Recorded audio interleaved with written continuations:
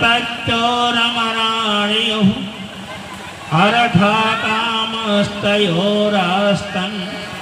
सुखाय गृहादिकम्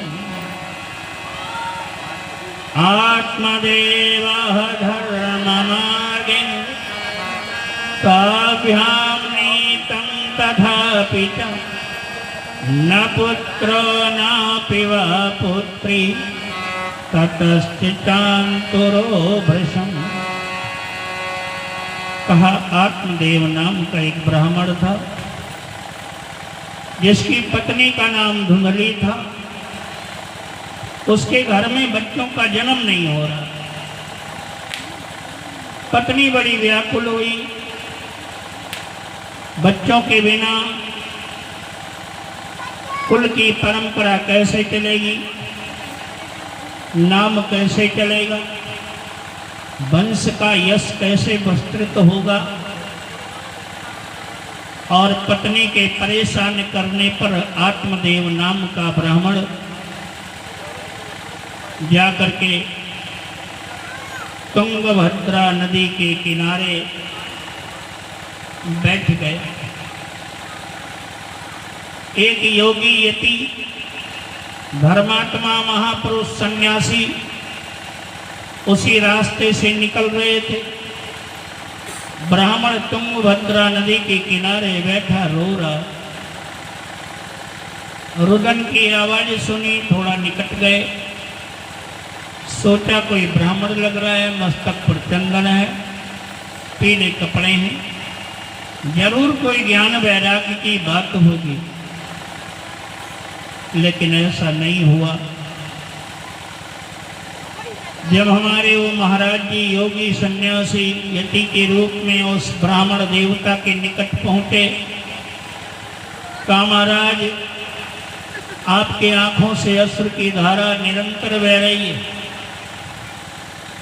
लगता है आप भगवान की भक्ति में मग्न हो गए हो। पंडित जी ने कहा देखो महाराज, भगवान की भक्ति की बात बाद में करना, पहले आप मुझे ऐसा वरदान दो जिस वरदान के प्राप्त होने मात्र से हमारे घर में संतान की उत्पत्ति हो जाए। उस सन्यासी व्याकुल हो गए। कहा महाराज आए थे हरिभजन को, वोटन लगे कपास, मैंने सोचा था भगवान की भक्ति मिलेगी, भगवान का ज्ञान वैराग्य प्राप्त होगा। ये तो महाराज पुत्र की कामना में व्यस्त हैं। कहा महाराज जान लो, पुत्र प्राप्ति से कुछ होने वाला नहीं है। कहा महाराज नाम कैसे चलेगा? का नाम पुत्रों से नहीं चलता, नाम स्वयं के चलाने से चलता है। जो व्यक्ति स्वयं नाम चलाने की परंपरा का निर्वहन करता है, प्रयास करता है, आदमी चाहे गरीब हो, चाहे आदमी अमीर हो, चाहे वो नीचे कुल में पैदा हो, चाहे उच्च कुल में पैदा हुआ हो, इसका कोई महत्व नहीं है। रविदास जी महाराज किस कुल में पैदा हुए थे? रविदास जी महाराज का नाम जितना बढ़िया चला, आज बड़ा मुश्किल है ऐसा नाम चलाना। मित्रों क्या मतलब है? नाम तो स्वयं के चलाने से चलता है। यदि आपने स्वयं नाम चलाने की परंपरा का निर्वहन नहीं किया तो फिर नाम चलना मुश्किल है। और हमारे उस सन्यासी ने, उन महाराज ने आत्मदेव ब्राह्मण को समझाया महाराज ऐसी चिंता न करो, पुत्र की कामना छोड़ो, भगवान की भक्ति में लग जा। उसने कहा महाराज मैं अभी से नदी में कूद कर मर जाऊंगा, पाप आपको लगेगा, या तो आप मुझे कोई उपाय बता। अब वो सन्यासी व्याकुल हुए। सन्यासी ने अपनी योग तप के बल पर भगवान से निवेदन किया, एक फल प्राप्त करके उस सन्यासी ने आत्मदेव नाम के ब्राह्मण को दे दिया, महाराज ले जाओ और ये फल अपनी पत्नी को खिलाओगे तो पत्नी गर्भवती हो जाए और गर्भवती हो जाएगी, घर में संतान की उत्पत्ति होगी। आत्मदेव नाम का ब्राह्मण बड़ा प्रसन्न हो गया, फल को लेकर के आया, पत्नी को दिखाया। देखिए, ऋषियों की ओर से जो ज्ञान का फल प्राप्त हो उसको आत्मसात कर लेना चाहिए। उसमें बहानेबाजी, अपने तर्क की कैंची चलाना, अपना ज्ञान प्रकट करना, ये सब इससे काम नहीं चलेगा। तो इसलिए मैं निवेदन कर रहा था कि वास्तव में ऋषि कहते हैं कि इस आदमी को तर्क की कैंची नहीं चलाना चाहिए। आदमी कथा सुन करके आता है, कहता भैया बात तो बहुत बढ़िया बता रहे थे, लेकिन अब गृहस्थी में रह करके ऐसा कहाँ संभव है। अरे भाई, व्यापार में दुकानदारी में झूठ तो बोलना ही पड़ेगा, कुछ न कुछ तो करना ही पड़ेगा। थोड़ा सा 420 नहीं करेंगे तो कैसे परिवार चलेगा। बस जितना कुछ सत्संग में सुना था सब बेकार है, सब चला गया। ऐसे जैसे फल दिया आत्मदेव नाम के ब्राह्मण ने अपनी पत्नी को, धुंधली को, धुंधली ने तर्क की कैंची चलाकर उस बात को काट दी। और धुंधली ने मन ही मन सोचा, फल भक्षेण गर्भ साद गर्भेणोदर्वद्धतः स्वल्प भक्षम ततो शक्ति मृह कार्यम कथम भवेत्। दैवात् घाटे भद्रेद ग्रामे कालेद गर्भणीं कथम सुखवन्य सदर्ग्रभस्थ कुक्षेः कथमुच्यतः। बहनों से निवेदन है, भाई कथा में ध्यान दें। 2 बच्चे पूरे जितनी बहनें बैठी हैं सबके मतलब भरते हैं। कोई किसी ने इतनी देर कुछ सुना नहीं है कि क्या कहा गया है, तो फिर ऐसी कथा से क्या फायदा होगा। इससे अच्छा है बच्चे को लेकर कम से कम घर में जाओ। घर में जाएंगे तो कम से कम अकेले का हर्जा होगा। यहाँ तो सारे लोग मिल करके बच्चे के खेल खिलौने में पड़े, तो बात कैसे बनेगी आप लोग बताओ। तो मैं निवेदन कर रहा था, वो तर्क की बुद्धि, तर्क की कैंची से धुंधली ने अपनी उस भगवान के दिए हुए परिणाम को, आशीर्वाद को काट दी।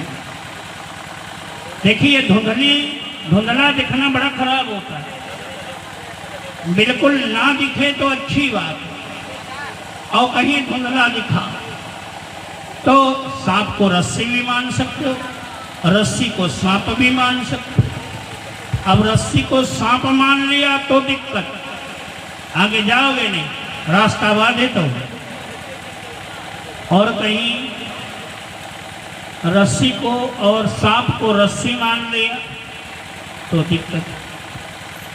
धुंधली का यही मतलब होता है, जिसकी बुद्धि धुंधली हो उसके जीवन में कुछ प्राप्त नहीं हो पाता।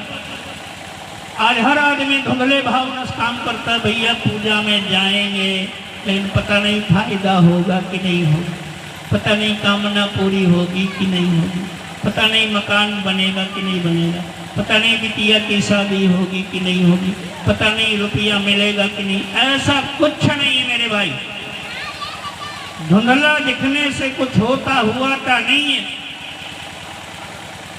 अच्छा ये बता, भूत ना दिखे तो आदमी भूत मान लेता है, भूत देखा आप लोगों ने? किसी ने देखा? नहीं देखा।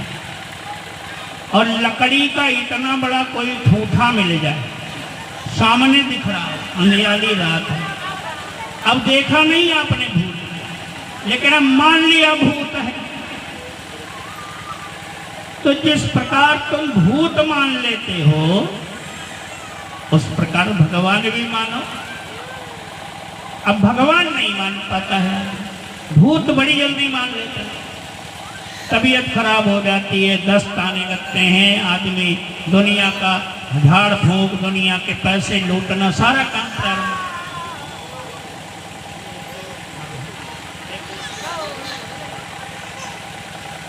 तो ये प्रारंभ। अब तुम भूत मान सकते हो तो उसी प्रकार भगवान को मान लो, लेकिन ये धुंधली बुद्धि भगवान मानने नहीं देती, भूत मान लेती। ऐसे ही उस आत्मदेव ब्राह्मण की पत्नी ने, धुंधली ने माना नहीं, सोचा कहीं फल खाने से बच्चे पैदा होंगे।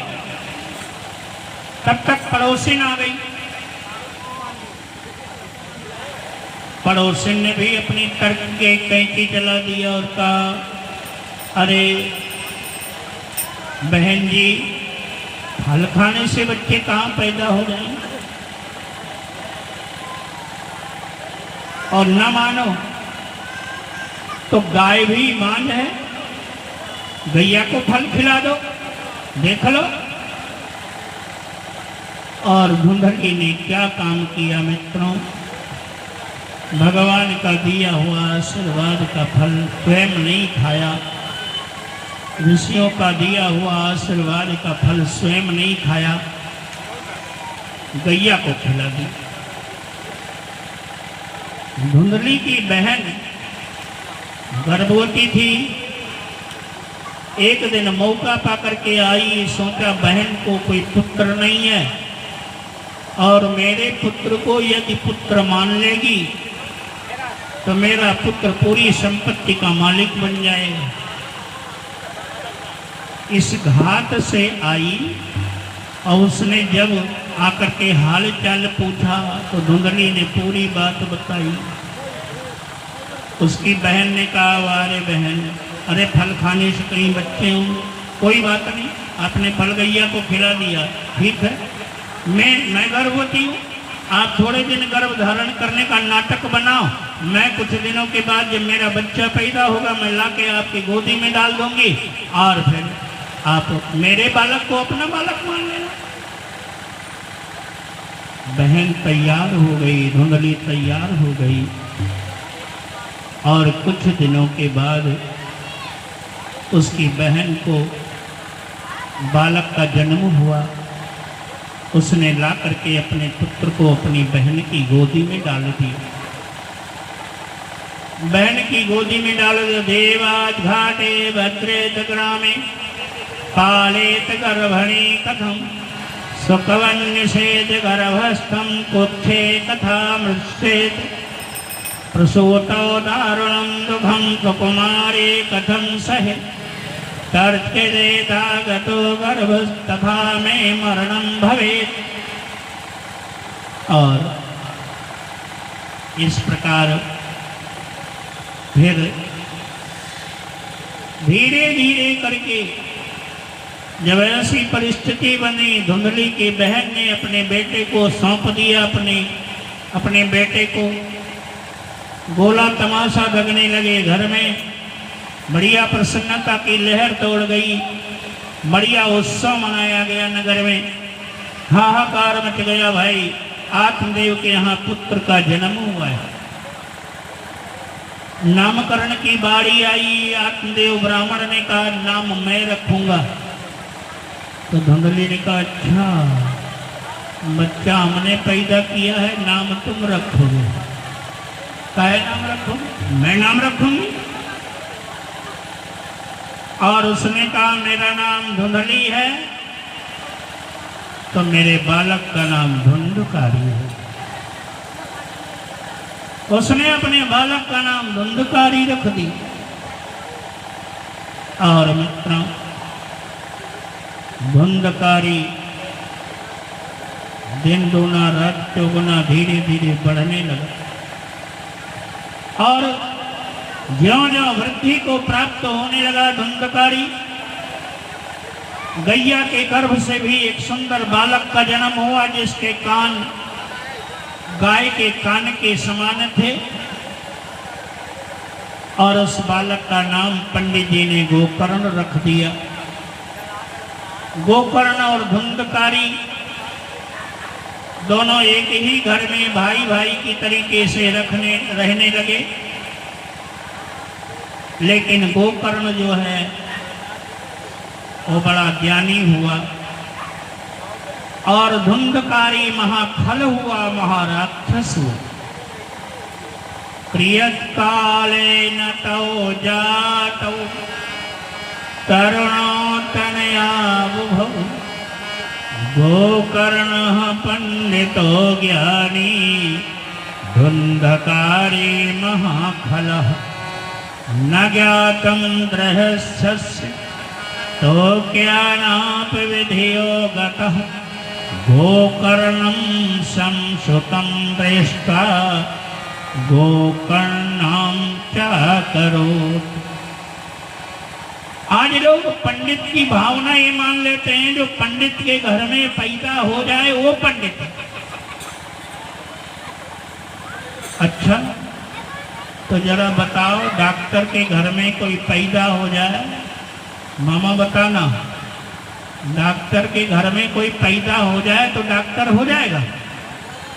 वकील के घर में कोई पैदा हो जाए तो वकील हो जाएगा? मास्टर के घर में कोई पैदा हो जाए तो मास्टर हो जाएगा? ऐसा नहीं है।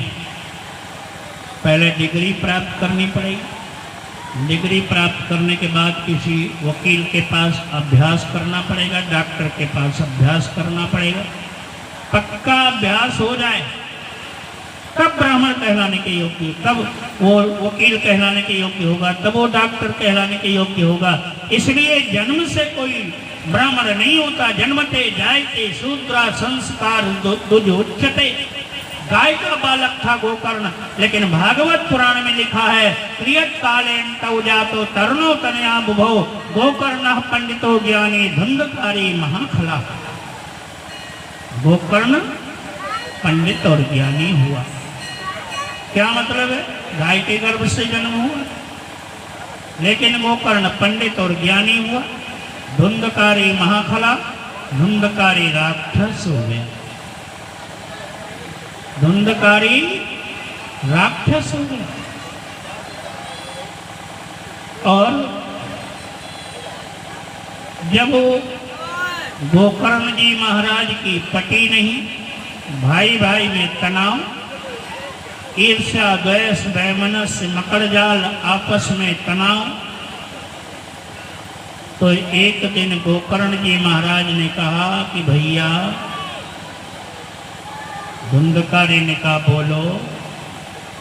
तो भैया हमारा मन है कि हम थोड़ा तीर्थ यात्रा घूम आवें।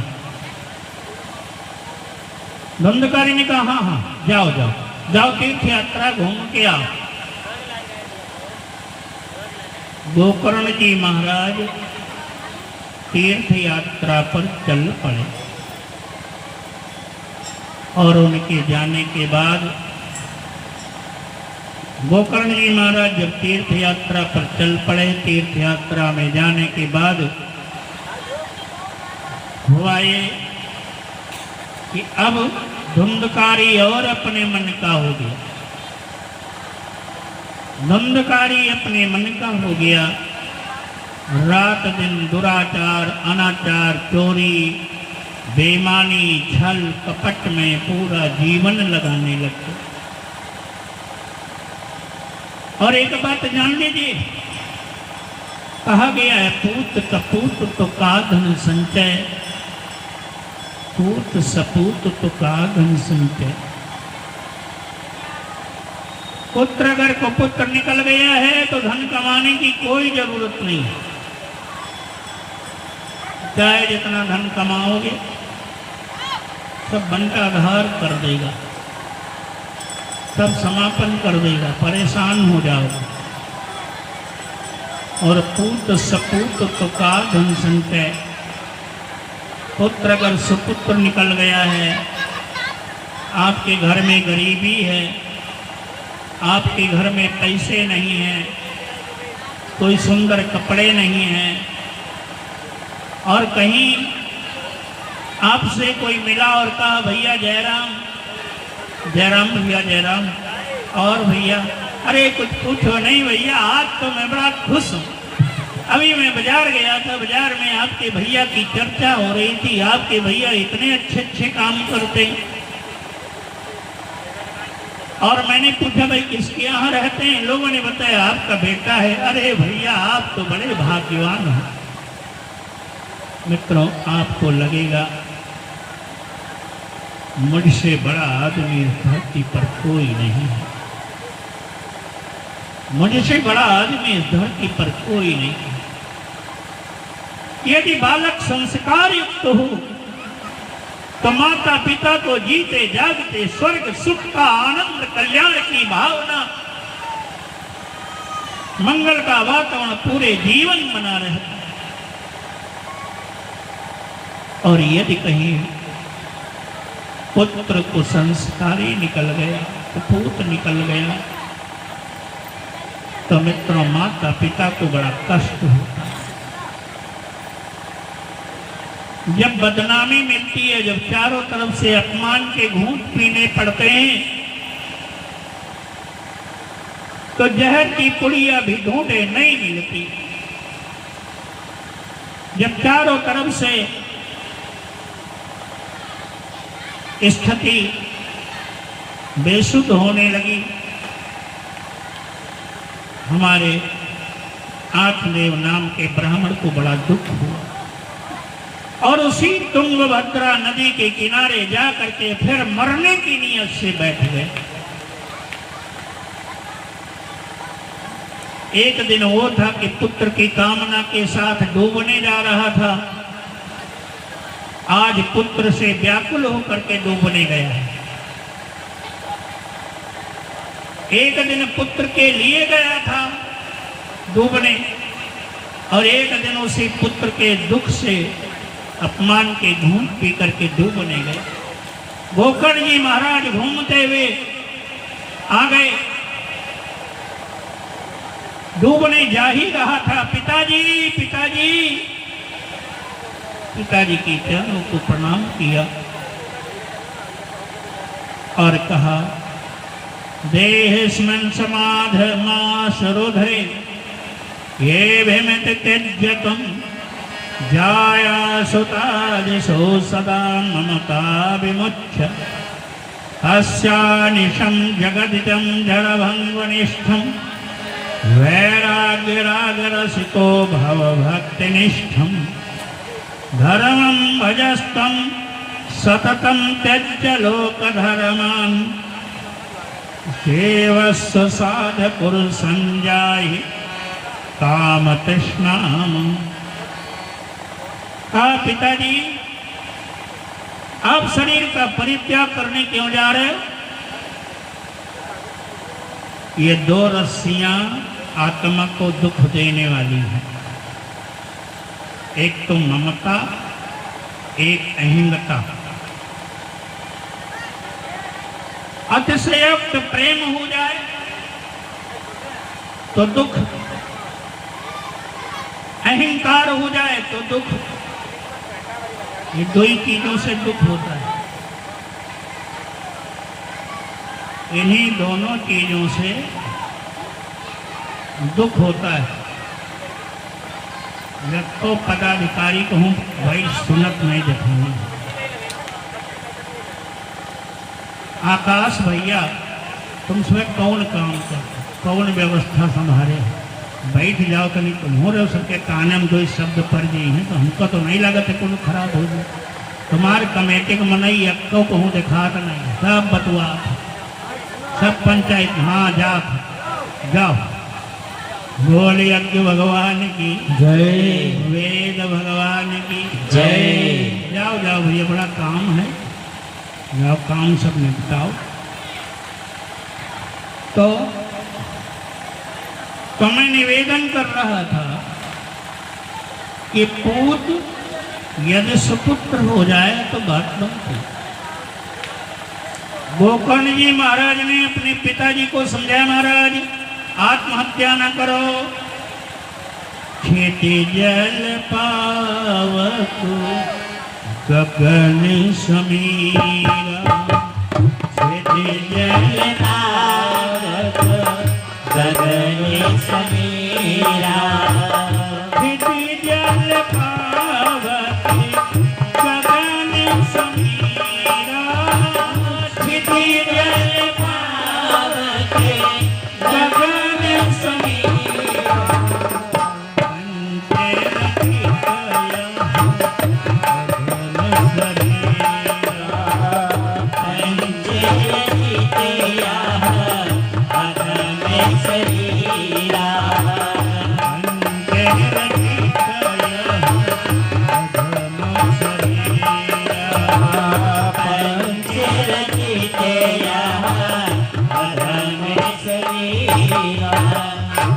पिताजी ये पंचायती धर्मशाला है। पंचायती धर्मशाला में जितने दिन का किराया जमा किया है उतने दिन ही रहने को मिलेगा। उसके बाद फिर इस पंचायती धर्मशाला का मालिक आएगा, मैनेजर आएगा और आपको निकाल कर बाहर कर देगा।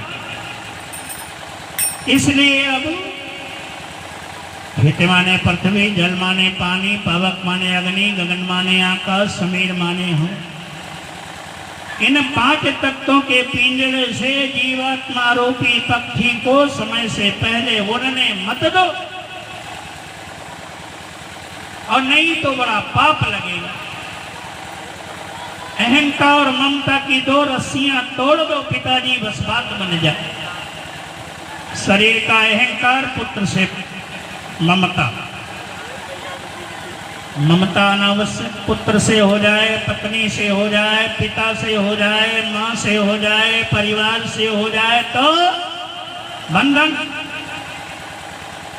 राम को अगर पिताजी से मोह हो जाता तो राम के जन्म का कारण बदल जाता, राम का जीवन लेना, जन्म लेना बेकार हो जाता। मतलब से ज्यादा ममता नहीं रखनी चाहिए, लेकिन आज परिवार में इतनी ममता हो जाती। तो पिताजी ने गोकर्ण जी महाराज से कहा, बेटा मैं क्या करूं? कहा, पिताजी आप सारे बंधन तोड़कर संतों की शरण में चले जाओ, और संतों की शरण में जाने से जीवन का उद्धार हो जाएगा। संतों की शरण में जाने से जीवन का उद्धार हो जाए। क्यों? क्योंकि संत की कृपा से मनुष्य के जीवन का उद्धार। संत का जीवन तो नीरस होता है, लेकिन संत जीवन जीने की कला बताते हैं, सिखाते हैं, जैसा कि भजन में गाया गया है। बड़ा सुंदर भजन है। आइए अपना ध्यान भजन की ओर ले चलते हैं। संतन के संग लाग रे, सभी भाई बहन ताली बजाते हुए गाएंगे। और संतन के संग लाग रे, तेरे अच्छे बनेंगे। संतन के संग लाग रे, तेरी अच्छी बनेगी। अच्छी बनेगी, तेरे किस्मत जगेगी। अच्छी बनेगी, तेरी किस्मत जगेगी। और तेरा बड़े भाग रे, तेरे अच्छे बनेगी। और तेरा बड़े भाग रे, तेरी अच्छी बनेगी। संतन के संग लाग रे, तेरे अच्छे बनेगी। संतन के संग लाग रे, तेरी अच्छी बनेगी।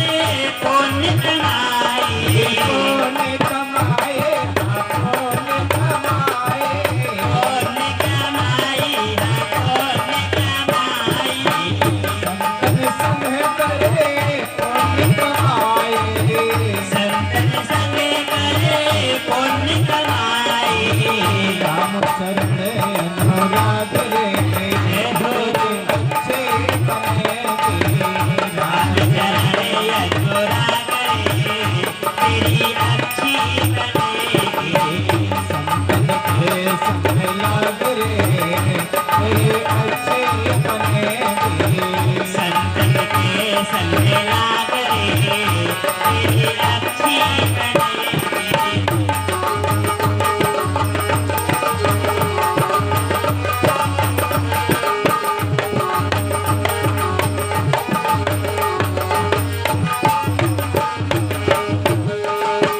ध्रुव जी की बन गए प्रहलाद जी की बनी गए। ध्रुव जी की बन गए प्रहलाद जी की बनी गए। ध्रुव जी बन गए प्रहलाद जी की बनी गए। ध्रुव जी की बन गए प्रहलाद जी की बनी गए। हरि सुमिरन में जागे अच्छे बनेगी। हरि सुमिरन में जागरे तेरी अच्छी बनेगी। से बनेगी तेरे बिगड़ी बनेगी। अच्छी बनेगी तेरी बिगड़ी बनेगी। संतन के संग लाग रे तेरी अच्छे बनेगी।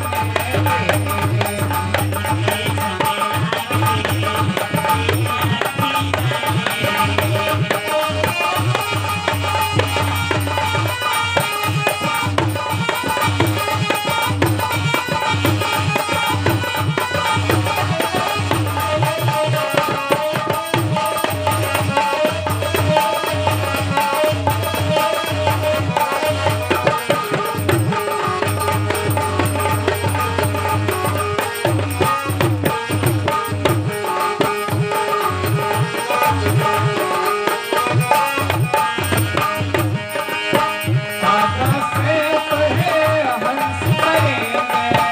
दादा से तुहे हंस करेंगे। दादा से तुहे हंस करेंगे। दादा से तुहे हंस करेंगे।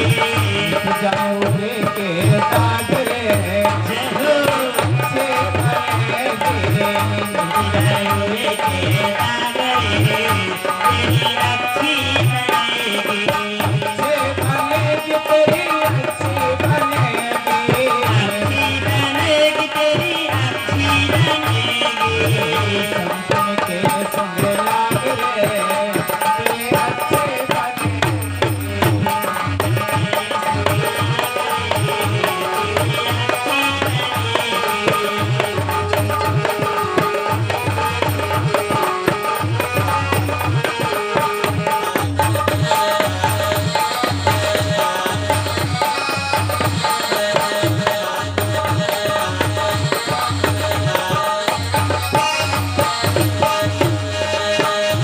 मोहनी सा में बहुत दिन सोए।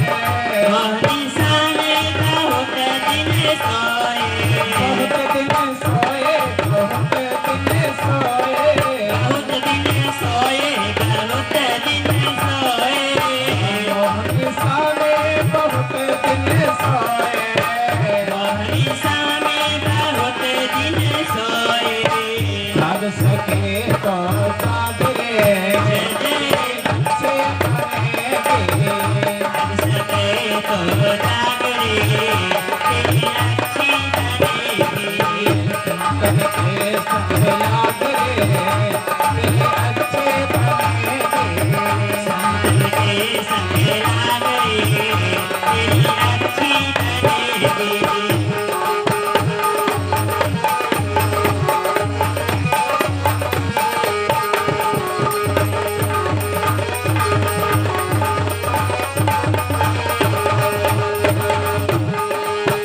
कहत कबीर राम सुमिरन में।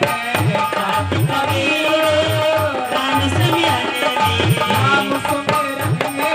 श्याम सुमिरन में। राम सुमिरन में। श्याम सुमिरन में। कहत कबीर राम सुमिरन में। कहत कबीर राम सुमिरन में। भाग सके तो भाग रे भाग सके तो भाग रे तेरे अच्छे बनेगी। भाग सके लागरे तेरी अच्छी बनेगी।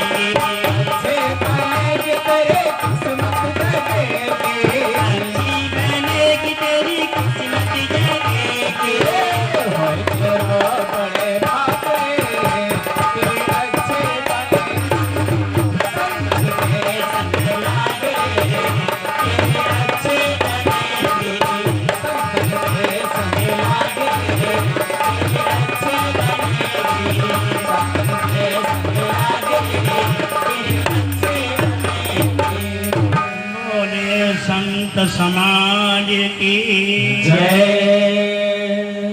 इस प्रकार हमारे गोकर्ण जी महाराज अपने पिताजी को समझाते हैं। आत्मदेव नाम के ब्राह्मण कहा, पिताजी आप इन भव बंधनों को तोड़ करके संतों की शरण में चले गए, और संतों की शरण में जाने से मित्रों एक हंस का बच्चा कीचड़ में गिर गया, शरीर में कीचड़ लग गया। कीचड़ लग जाने से शरीर काला हो गया। कौओं का झुंड आया, लगा एक कौआ है, और हंस का बच्चा उन कौओं के झुंड में चलने लगा। चलते भरते कुछ दिन उसके मन में भावना आ गई, मैं तो कौआ हूं। लेकिन मित्रों वास्तव में एक हंस ने देखा और उस अपने हंस रूपी बच्चे को पकड़ करके ज्ञान रूपी सरोवर में डाल दिया। कीचड़ धुल गया, और जब कीचड़ धुल गया मित्रों, तब उसको अपने का भान हुआ। ठीक उसी प्रकार जो व्यक्ति संतों की शरण में चला जाता है, उसके जीवन का उद्धार हो जाता है।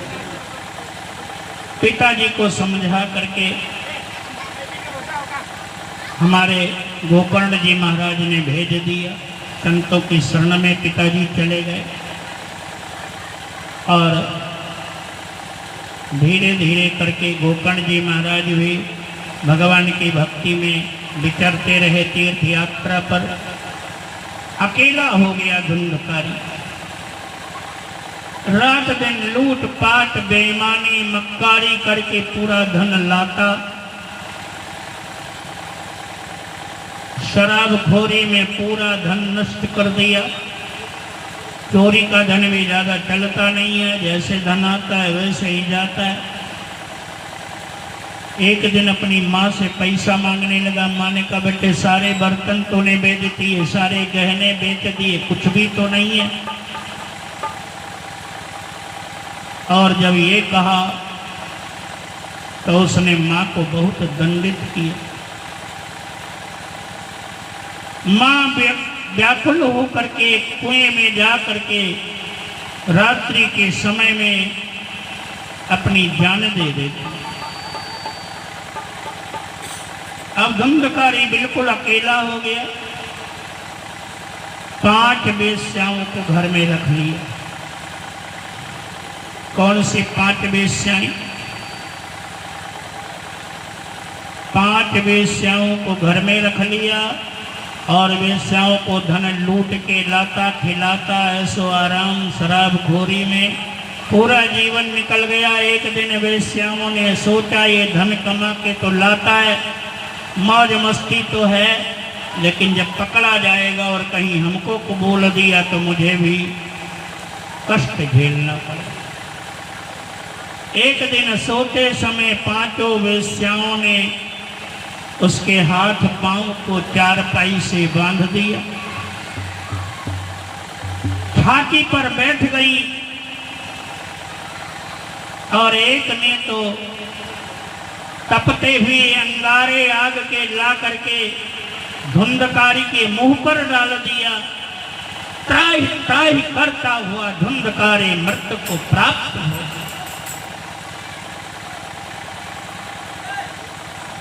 मित्रों जब पता चला गोकर्ण जी महाराज को, गया में श्राद्ध तर्पण पिंडदान किया, तीर्थों का भ्रमण किया, लौट के घर को आए।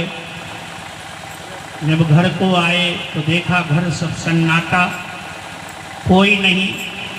घर की सामग्रियां सब अस्त व्यस्त पड़ी हुई।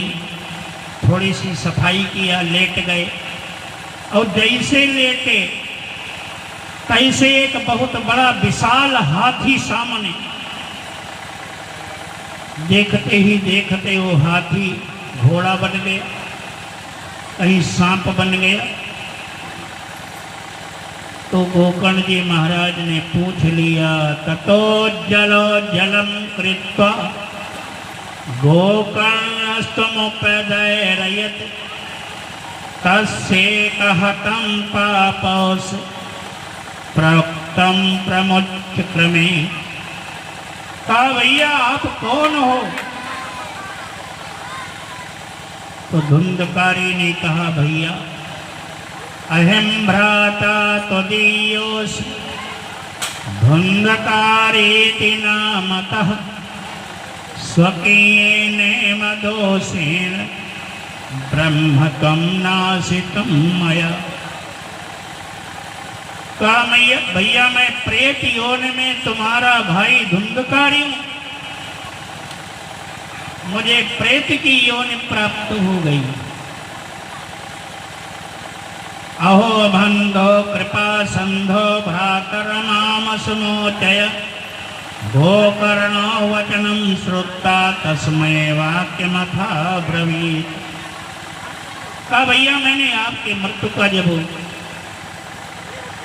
उपाय साधन सुना तो मैंने गया में पिंडदान भी किया, तीर्थ यात्रा भी किया।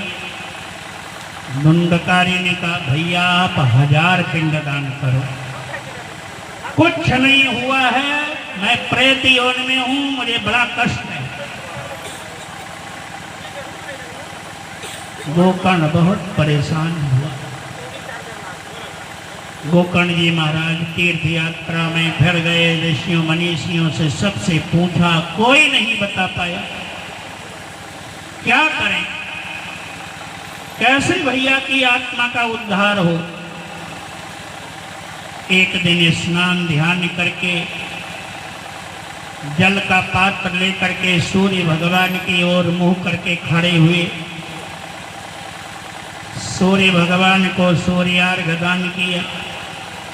सूर्य भगवान से प्रार्थना किया, प्रभु मेरे भैया के उद्धार का कोई उपाय बता। सूर्य भगवान ने कहा साधन करना पड़ेगा। और उन्होंने बताया कि हे भैया, हे गोकर्ण जी महाराज, ज्ञान यज्ञ के अलावा कोई उपाय नहीं है। बड़े भाग्य पाइव सत्संग, बड़े भाग्य